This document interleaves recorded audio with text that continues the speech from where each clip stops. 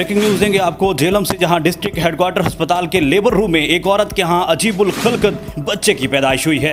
इंतहाई अजीबो गरीब वाक़े से हम आपको आगाह कर रहे हैं। वाक़या झेलम में DHQ हॉस्पिटल में पेश आया, जहां अजीबुल खल्कत बच्चे की पैदाइश हुई है। पैदाशुदा बच्चे के 2 नाक, 2 मुंह और 2 आंखें हैं।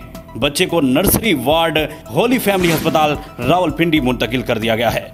इंतहाई अहम खबर से हम आपको आगाह कर रहे हैं। ब्रेकिंग न्यूज़ दे रहे हैं आपको झेलम से, जहां डिस्ट्रिक्ट हेडक्वार्टर अस्पताल के लेबर रूम में एक औरत के यहाँ अजीबुल खल्कत बच्चे की पैदाइश हुई है। बच्चे के 2 सर, 4 आंखें, 2 नाक और 2 मुंह हैं। बच्चे को नर्सरी वार्ड होली फैमिली अस्पताल रावलपिंडी मुंतकिल कर दिया गया है।